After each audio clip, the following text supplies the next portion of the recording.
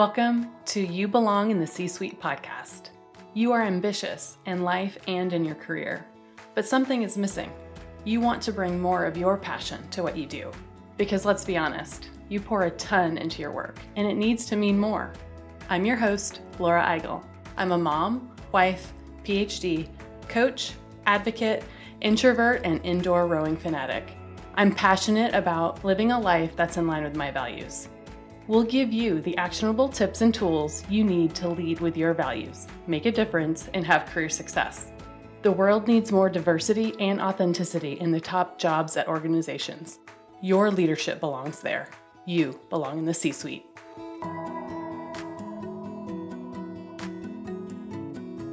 What gets you up in the morning? What drives your decisions? What do you stand for? No idea, not even sure where to start? I use my values to guide my life and career. It's the basis of how I've built boundaries for myself and stuck to them. Are you ready to dig into what matters to you? Go to thecatchgroup.com to download your free values worksheet. That's thecatchgroup.com to download your free values worksheet to get to your core values and take action on what matters most.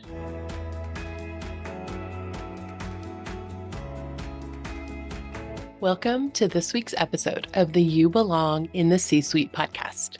I cannot believe we are already at the end of another year and another season of the podcast. This is our fourth season and fourth episode that I've done in this format. I love the preparation of an episode like this because I review some of my favorite episodes and interviews and also get to highlight some of the most popular episodes of the season. It's a way to celebrate another year of connection, of growth, and of amazing content and amazing humans that I have brought to this audience. As we close out the fourth season of the You Belong in the C-Suite podcast, we are celebrating over 180 episodes, over 100 guests in the span of the whole podcast, and rankings in the top career podcasts on multiple countries in that category. And of all podcasts globally, we are in the top 5%. And that is something that I am very proud of. In this episode, I'm going to be highlighting 5 episodes from the season. We will be linking each highlighted episode in the show notes. If you haven't caught up with the podcast, these are definitely episodes you'll want to listen to from beginning to end, or even revisit them if something resonates with you today. Let's get started. The first episode we are highlighting is episode 147, called Strategic Relationship Building for Career Advancement with Sabine Gideon. I loved being introduced to Sabine.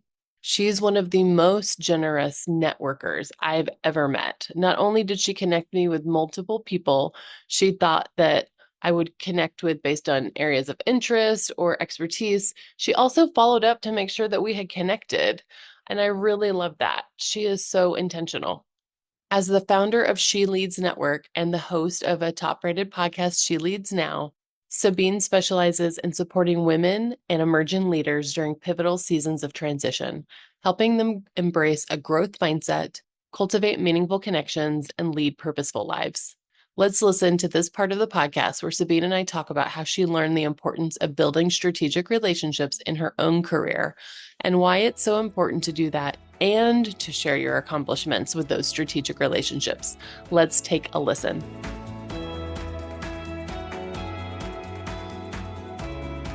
Some of the things that you teach and coach on. And one of the topics that I wanted to dig in a little bit more on is something that I think you and I see often. We probably saw it both. We both have corporate careers in HR.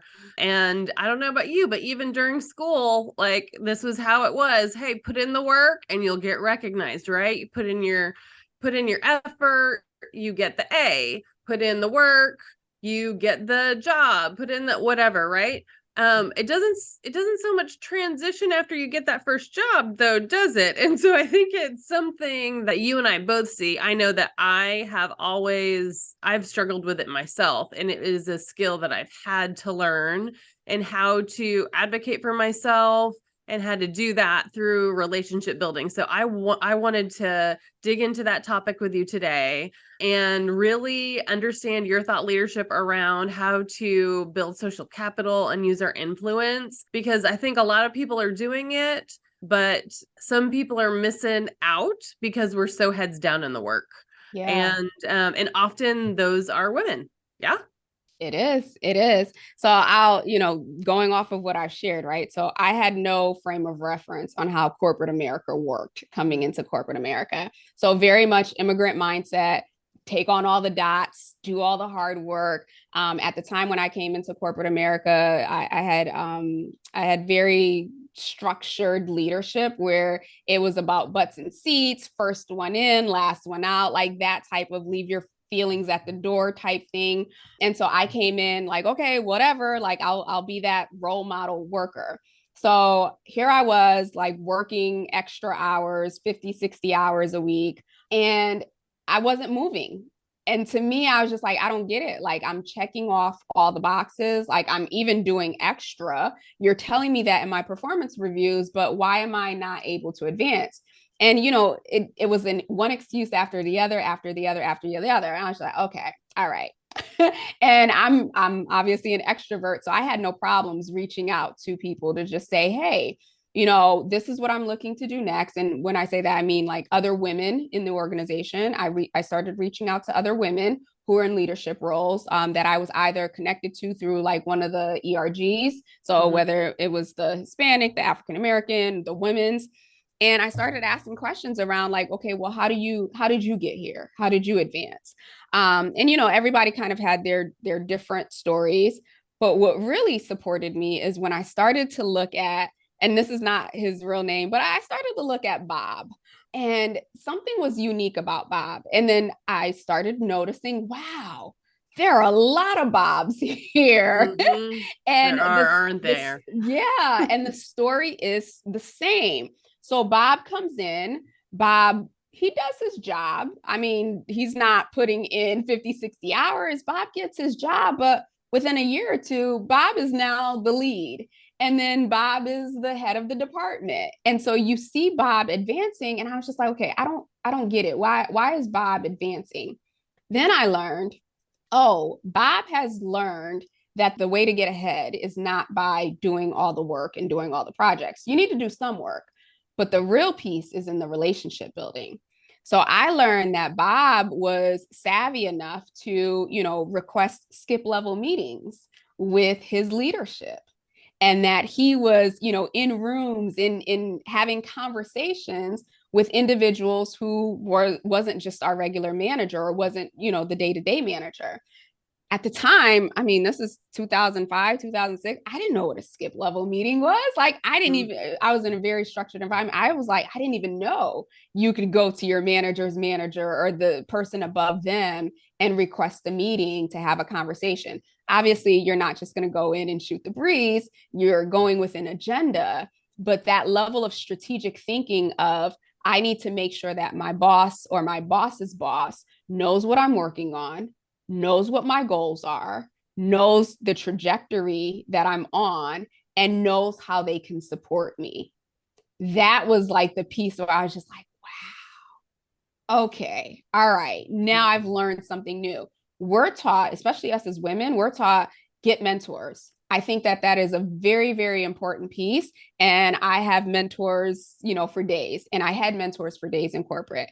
But what I learned is the real key to advancing is building relationships and getting people to sponsor you. And sponsorship is really truly the way that you advance. But you can't you can't just walk up to somebody and be like, will you be my sponsor? That's not how it happens, as you know. It's the relationship building that you put in really helping them to see how you're adding value to them, to their organization, how you want to support them in their growth and development, that then they want to reciprocate that in putting their name on the line and saying, hey, you know what? This is what Sabine wants to do. I believe she has the capability. This is what she's done in the past. Let's add her to the succession plan as, high potential or whatever the case may be.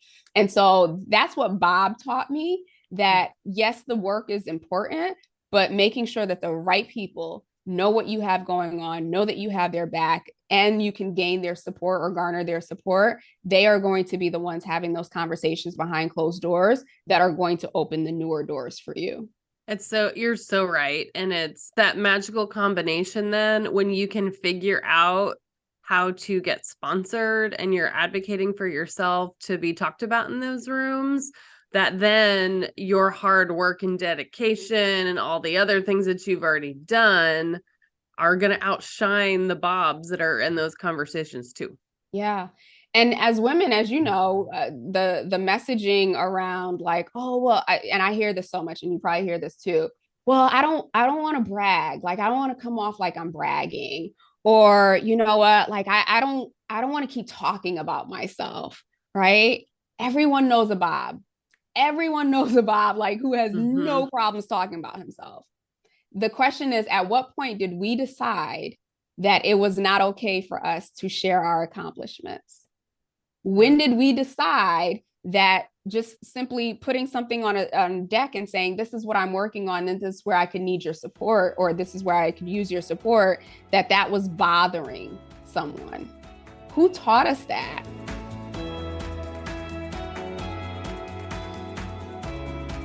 Woo, that last question she asked. At what point did we decide it wasn't okay to share our accomplishments? That is such a powerful question. And not only should we share them, we should share those accomplishments intentionally within those strategic relationships. Listen to the rest of that episode as Sabine gives examples on how to do just that.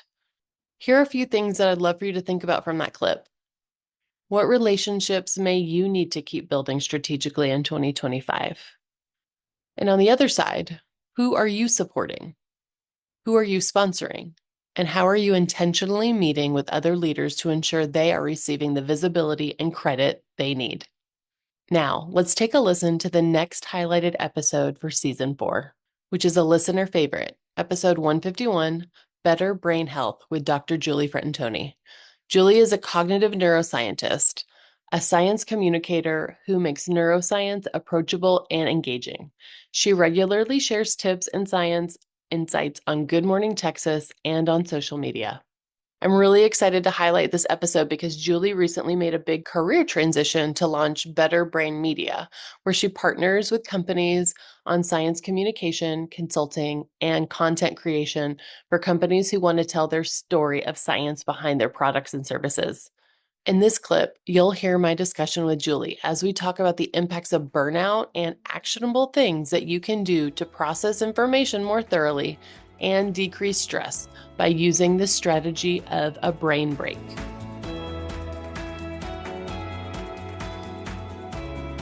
Let's break down some of these things. I think some of the kind of the landscape, you are well aware of it. You see like all of the stuff over in corporate and academia and just regular life. It feels like we're just stuck in some of these kind of same habits that we've had for years and years. And the clients that I coach, they're mid-career women or in the C-suite or have aspirations to, and they're kind of going nonstop, right? So it's one thing to the next, very high standards for themselves. Sometimes we think about, the links to perfectionism, sometimes some anxiety, but they're doing all the things, have high aspirations, and oftentimes they do that at the sacrifice of their own health, their own mental well-being. And I think it's really hard to see how deep we are in it. So often by the time they get to me, they're like, oh, I want to prevent burnout. And then upon, talking to them, they are in the thick of it and they just don't realize it. So I'd love to talk to you today about just this idea of constantly being on, constantly extending our days, like the need to be productive and effective, like 100% of the time. And if we're not, then we feel like we're kind of failing, right? Mm-hmm. And so let's just start there. There's a ton that we can talk about, but I'd love to get your perspective on kind of like the state of things. Are you seeing that too? And then what can we do about it? I have so much to say about this topic of always being on, the need to, hustle culture, just the way that the pressures of society, the pressures, our internal pressures we put on ourselves to hit arbitrary, whatever it is. And so we don't realize what that is doing to our brain. So the brain, most people, I would say recently, are aware of the last couple decades of research and neuroplasticity, and this exciting news that you can change your brain and it's lifelong. It doesn't just stop at 25 or after you're a child, right? It's your entire life. You have this ability to change, which is incredibly positive. However, there is a caveat to that, in that in order for neuroplasticity to occur, you have to rest. So that's why taking breaks and sleep are so important to learning. That's why, we'll give the advice. The best thing you can do instead of staying up all night cramming, studying for a test, is actually to get a full night's sleep, right? Study what you can. And then as you sleep, that locks in and consolidates into longer term memory. Same thing for even just during the day, just meetings that you have, conversations, events, all of those. Again, you're not going to remember them if you're just going back to back to back, one thing to the next, to the next, to the next, and you never have a pause in between to actually let everything soak in. And so a big recommendation that we give to everyone is to take little brain breaks throughout the day. They can be as short as just 2 minutes, but we say, 5 minutes is great. 5 minutes is all it takes. And you can actually proactively schedule those throughout your day. So in between meetings, or schedule a meeting to start at 10:05 instead of starting right at 10 o'clock. Just so you have that buffer for yourself. Not only will that help you to remember what just happened, because you can sort of have that space to process it, you can then prepare for what's ahead. It's also going to decrease stress, decrease cortisol levels, which is so important for long-term brain health. And then giving your brain a break, like truly a break. And so we'll talk about in just a second, what is a brain break? What is not a brain break? Because I think there's a lot of confusion around that, or a lot of people think they're taking a brain break, but they're actually not. Is to capitalize on the aha moments. So a lot of times you ask people, what I think one symptom of burnout is just like, not only are you lacking in mental energy and mental clarity, but there's just no like spark, right? Like, it's like, I'm out of ideas. Like, it's just, everything becomes just dull and difficult. And so I think, so anyway, when I usually ask people, like, when do you have your best ideas? Or I'll ask you, when are your aha moments? I feel like I have them during walks when I'm outside. Yeah. Yeah. I think that's very easy. Yeah. Disconnected, you're not actively doing something, you're just taking a walk. And so other common ones that I hear a lot are like in the shower, or when I'm, on a run, or about to fall asleep, or when I'm driving, right? It's like these times when you're disengaged, you're not adding an input, but you're letting your mind wander, you're letting yourself kind of daydream. And that's a network. The network that's activated when you're doing that is called the default mode network. And it's sometimes called the imagination network. And this network is what puts together information in new ways when you allow it to wander. Now, this network doesn't come online when you're actively trying to solve a problem, or if you're listening to a podcast, or if you're having a conversation, or if you're scrolling on social media. If you're doing all those things, you're adding input. So your brain is actually having to work to process that.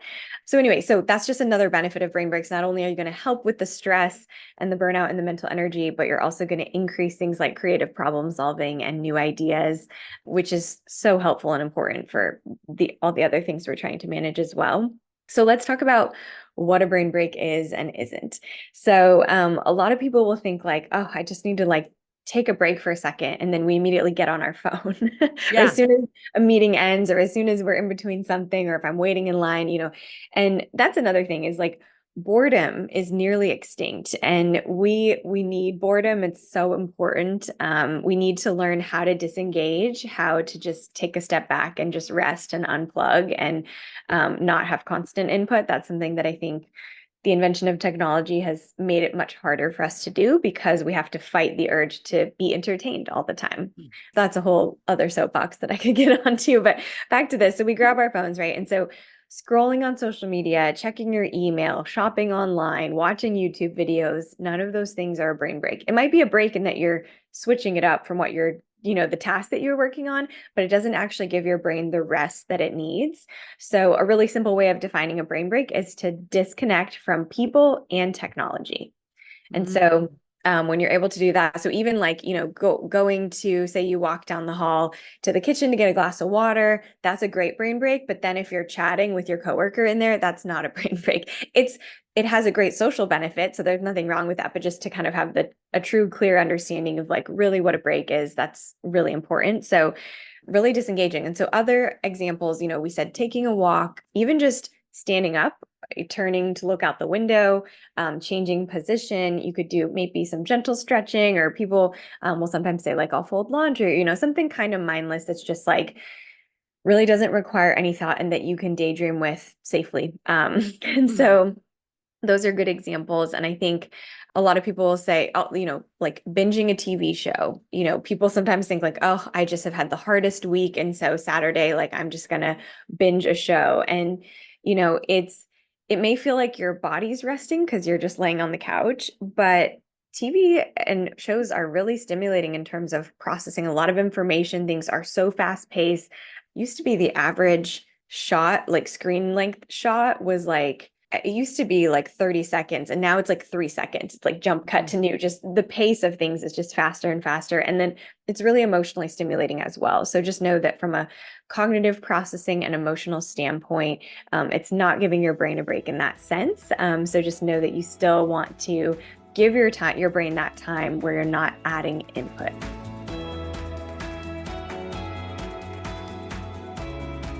I loved the idea of the default network.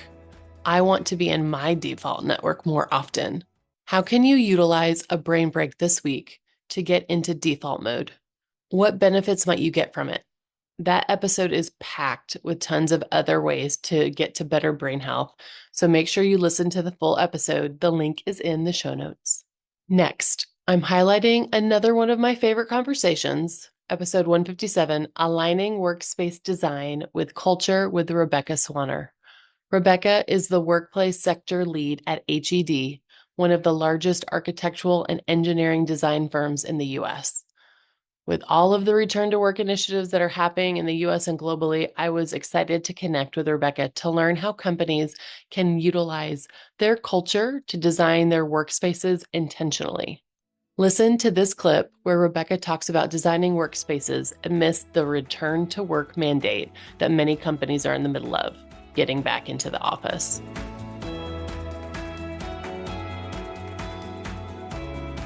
One really important thing to keep in mind is that people commit to people.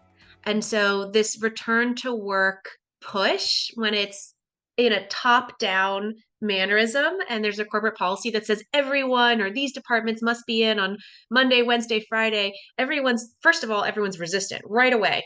Guards go up, and people are frustrated and they feel like their organization doesn't trust them. So that's a problem. Whereas if you approach it differently and you say, listen, we're going to have individual managers get together with their teams and figure out what works best for those people on that team and have them commit to each other. We're going to come in on these specific days because it works with our schedules and it works with the project cadence, and let them commit to each other.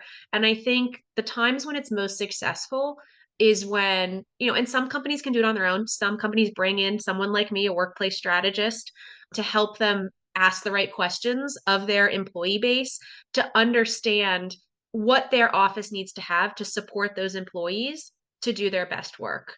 And some companies, they don't want to pay someone to do this, but I have to tell you, it's a lot less expensive than dealing with turnover and employees leaving. I mean, that's the most expensive thing. And so I think when employees in an office see physical evidence that at the highest level, the company cares about them, not just as productive members of the team, but as humans, they appreciate that and it resonates.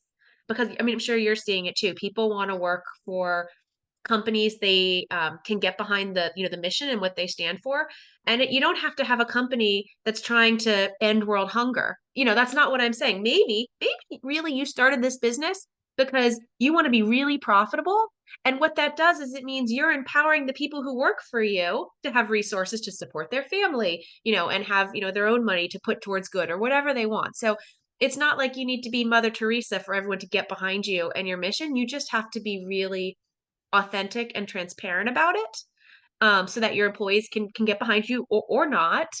And I think there are ways to design the workplace again to respond to them as humans. And I can give one example if this is helpful. So I was working for, this was not when I was HED, a prior international architecture firm, and we were getting ready to redesign our own office. And we did, it was during COVID, so we did a charrette, digitally, where everyone's doodling things. And I knew that there were a lot of us. I'm a mother of young children, which is a really big part of my identity. I say being a mom is actually my number one job. I love working at HED. And I've told my CEO before, it's the second best job I've ever had, but being a mom is number one.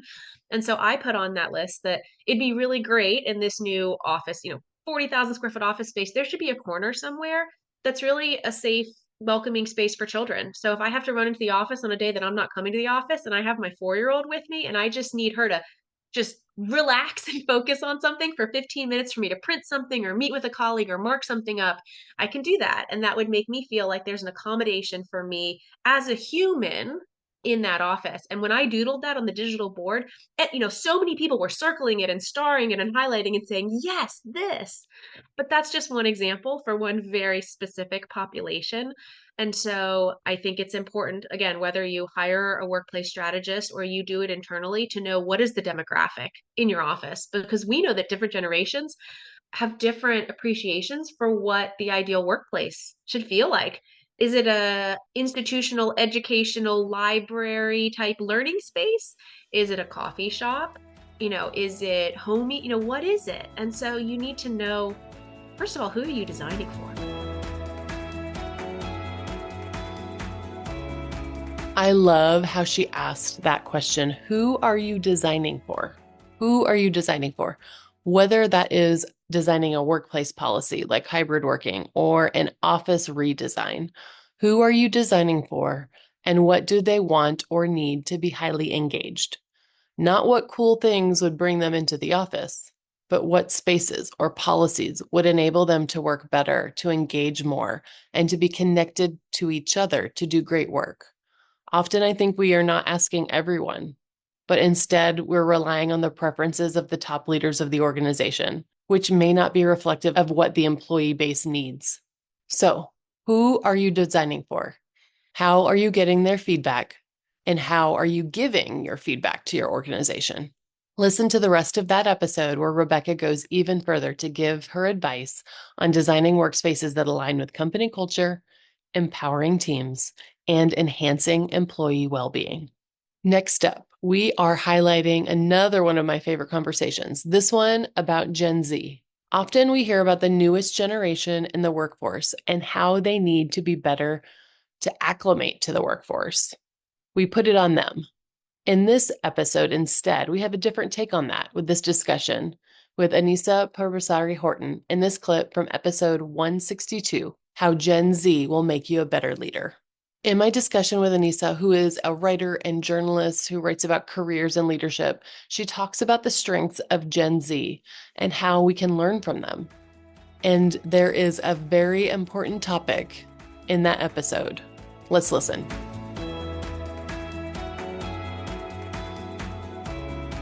Yeah, one of the things that I keep hearing is that Gen Z can spot BS and are not afraid to call it out. And so I think sort of the importance of being true to yourself, and then, millennial managers can take a page out of Gen Z playbook and set their own boundaries so that they can be their best at work. Because that's what I'm hearing is that, when Gen Z sees a manager who is true to themselves, sets really clear boundaries, and is really sure in who they are, that's when they are inspired to work hard and be leaders and, be more loyal to an organization. So that ending recap you just did, oh my goodness, so good. I think in general, the things that every youngest generation, I think there's always a thing about the youngest generation wants all this stuff and I know. So I think first and foremost, every generation feels like that, right? There's Yeah, always, absolutely. it happened to millennials, it happened to Gen X, like all the things. Mhm. And so Gen X were slackers, right? Yeah. Millennials wanted work-life balance. And Yeah. now Entitled. entitled. And now Gen Z has boundaries. But I will say, what the youngest generation wants is always good for everybody. Always. Yeah, exactly. It is always good for everybody. And they just have the confidence and empowerment to ask for it sooner. And then the rest of Yeah. us are like, dang it, why didn't we do that? Like, I know. that's not fair. Yeah. But then we feel bad because like we didn't get that. And so sometimes we like dig in even more and we're like, well, I had to do XYZ. You have to do that too. Well, actually, no. You don't. And so the being able to have those boundaries, I coach high achieving leaders, and that is the thing that I work with them almost mostly is building boundaries, because they are so not great at it and they want it so bad, but also they have been incentivized in other ways. We talked about golden handcuffs. They're at a place in their careers where they absolutely could have boundaries because they have given, probably so many hours in their companies and traded off all this stuff, but often they don't feel like they can. And so it's fascinating that now the Gen Z's coming in and they're not only doing it, they're expecting it, right? And they're expecting it of their managers. It's fascinating, and I love that they're doing that, because we need more of that at work. And if that's something that we can learn from Gen Z, I think that's amazing. I also really love I know it's overplayed, like you said, the idea of authenticity. And so, but you're right, they can totally call you out on stuff if they think that you are not authentic, or if they think that that is not real, or, hey, why do we do that way? That seems not right. Like, it feels like we're wasting time. Why don't we do it this way? Right. And then the other thing that I think that they saw as being part of the pandemic was they saw that you could work from home and they saw that also, and they felt like they also wanted more community, because a lot of them got kind of robbed that way, right? They didn't get to go to college for some years. They were online, and they crave the community too.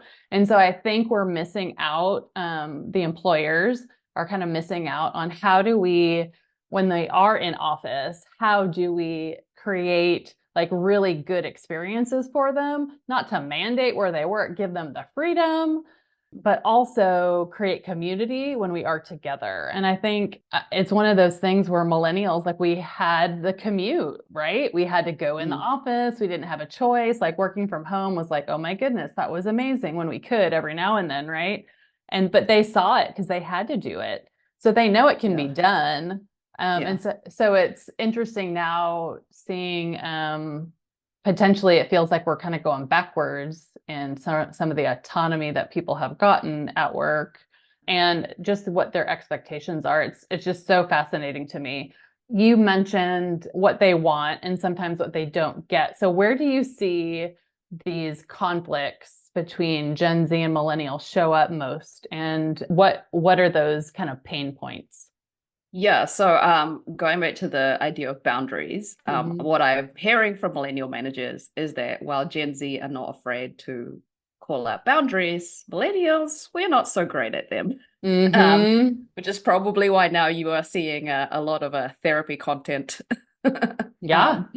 And they're probably, a lot of them are, millennials that have started to sort of realize that they have how lack of boundary setting has impacted their life. So there's a little bit of that in that, a lot of millennials are new managers. And I think when you do anything for the first time, they're not going to be great at it immediately. And they might be subconsciously modeling on some of the ways that their bosses have led them. And you had mentioned the whole sort of, I went through it, so you had to do it too, which I always just think is like such a stupid concept, because it's like, why do you have to give someone unnecessarily trauma? Like, that's just not going to be great in the long term. It's like, okay, maybe one off, you can use fair as an example. Like, we all have deadlines and situations where like you're in a heightened state and then that can push. But if you just have that constantly, like that's not great for anyone. They're just going to hate you. Yeah. It's not going to be great for the manager. And so that I have been told is a sort of pain point in that Gen Z and Gen Z is very like confident when it comes to setting boundaries, and millennials are not so. And so they're caught in the middle of, trying to be this manager, but then also setting their own boundaries.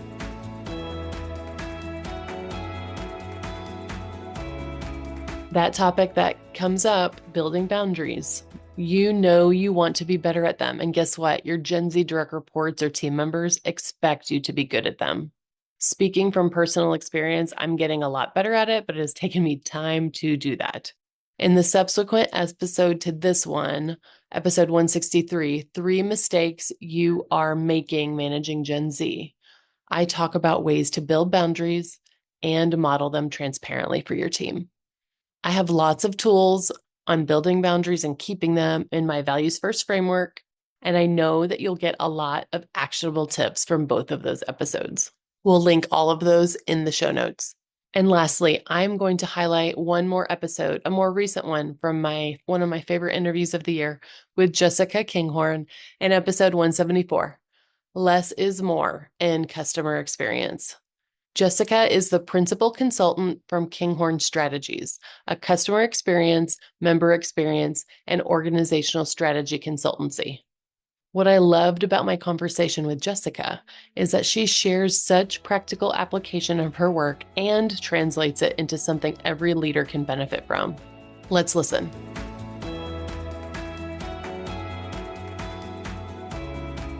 I love this idea of adding by subtracting, using that CX lens. Can you walk us through that concept and give us an example of what you mean by that?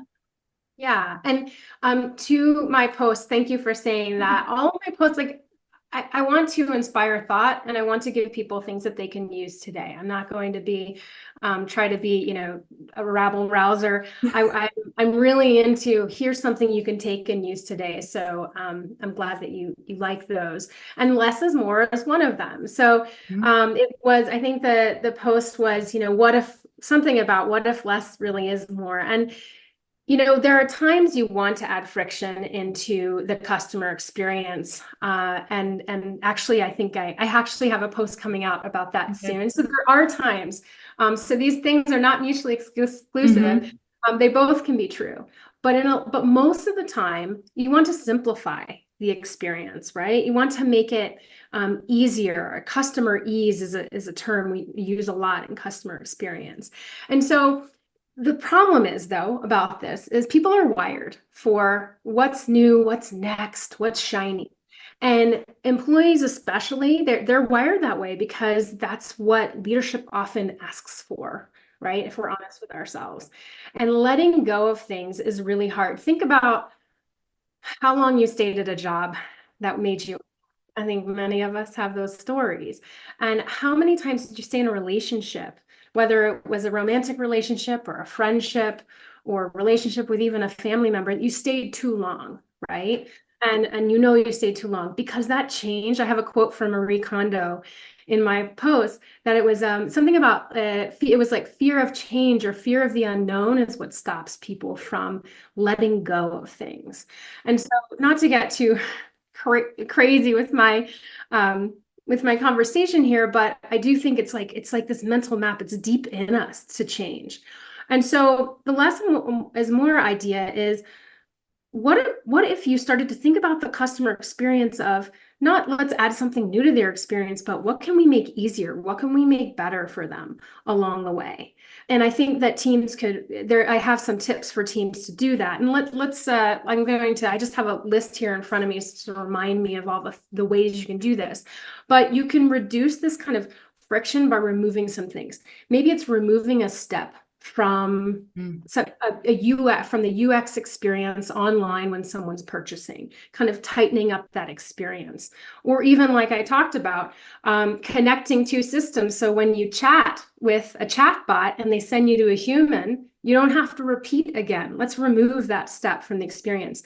Another way to simplify experiences is to empower your team so they have less touch points. So if someone calls customer service, empower them to be able to give money back to somebody if it's below X amount of dollars. Don't make them go through the whole rigmarole of going to a manager to ask them. Remove that step. Another idea is reducing, well, that's really an example of reducing a service touch point, right? Not making someone go through many people. Another one that I think is simple, but people forget, is simplifying language. So when you're talking with a customer, you're writing articles, you're marketing to them, simplify that language so you get the message to them in probably 50% of the words.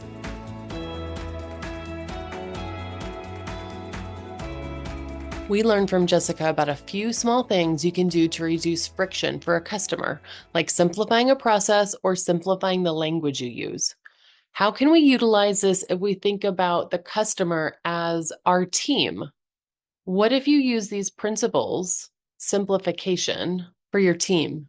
What processes can you simplify? What meetings could you simplify or even not have anymore? What processes or decisions could you delegate to them so that they were more empowered to make stuff happen? What language could you simplify to make it clearer for them? More so, what priorities could you simplify? Make sure you listen to that whole episode because Jessica built a worksheet just for our audience on how to add by subtracting. You can use it in the context of the customer experience or your team's employee experience in a simple, actionable worksheet. We'll put the link in the show notes to the whole episode. I hope this 4th season of the You Belong in the C-Suite podcast has been as fulfilling for you as it has been for me. I think of the podcast as a way to share the themes of the leaders that I work with through executive coaching, working with teams, and working with organizations. It's a way for me to connect to you personally and to share my own learnings and growth areas. It's a way for me to live out my core value of advocacy by sharing career experiences and expertise of thought leaders that are different than me. It's a way to build connection and to show you the things that you can do to get a fulfilling career, to build the team culture that you want, and hopefully give you some practical application to live and lead with your values first. I've already started recording episodes for the 5th season of the You Belong in the C-Suite podcast, and I'm so excited for you to learn more about what's coming up in season 5 next week. So tune in next week when we talk about the upcoming year. Until then, remember, your leadership belongs here. You belong in the C-Suite.